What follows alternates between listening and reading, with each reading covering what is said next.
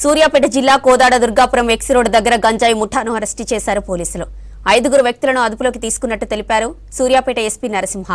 మరో 2 నిందితులు పరారీలో ఉన్నట్టు చెప్పారు. నిందితులు ఆంధ్రప్రదేశ్ ఎన్టీఆర్ జిల్లాకు చెందినవారిగా గుర్తించారు. వారి దగ్గర నుంచి 1 లక్ష విలువైన గంజాయి, 5 సెల్ ఫోన్లు స్వాధీనం చేసుకున్నారు.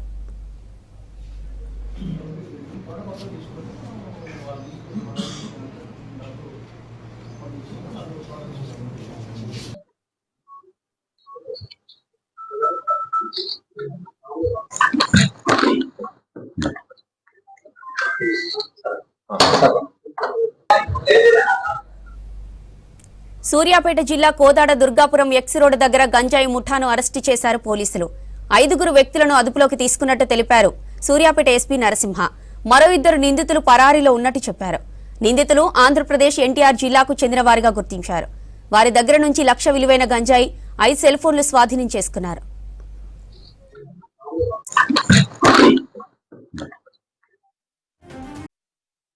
ఉన్నటువంటి చెట్ల మధ్యలో ఒక 5 మెంబర్స్ ని అదుపులోకి తీసుకోవడం జరిగింది. ఒక 2 పారిపోవడం జరిగింది.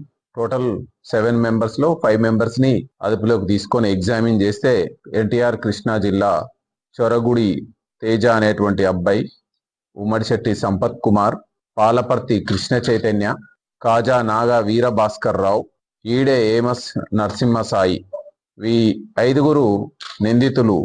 వీళ్ళు ఈ పారిపోయినటువంటి నిందితుల దగ్గర చిన్న చిన్న ప్యాకెట్ల రూపంలో గాంజాయిని కొనుగోలు చేసి వీళ్ళు లోకలైజ్డ్ అమ్మడానికి, కన్జ్యూమ్ చేయడానికి వీళ్ళు సిద్ధపడగా వీళ్ళని పోలీస్ పార్టీ ఇమీడియట్లీ చాకచక్యంగా పట్టుకోవడం జరిగింది. వీళ్ళ ఆధీనంలో 9.86 కేజెస్ డ్రై గాంజాని, సుమారు 1 లక్ష రూపాయలు విలువ కలిగినటువంటి డ్రై గాంజాని స్వాధీనం చేసుకోవడం, అదేవిధంగా వీళ్ళు ఈ క్రైమ్ కి ఉపయోగించినటువంటి సెల్ ఫోన్స్, ఎందుకంటే విలువైన సమాచారాన్ని మనకు ఎవిడెన్స్ ని అందించేటువంటి సెల్ ఫోన్స్ ని కూడా సీజ్ చేయడం జరిగింది.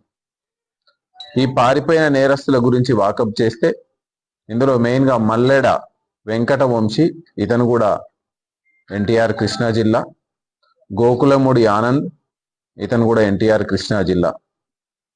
ఈ మల్లెడ వెంకట వంశీకి ప్రీవియస్ హిస్టరీ ఉంది గాంజాయి ట్రాన్స్పోర్టేషన్, గాంజాయి అమ్మడంలో. సో ఇతని గురించి పట్టుకోవడానికి, వీళ్ళిద్దరిని పట్టుకోవడానికి స్పెషల్ గా పోలీస్ సిబ్బందిని నియమిస్తున్నాం.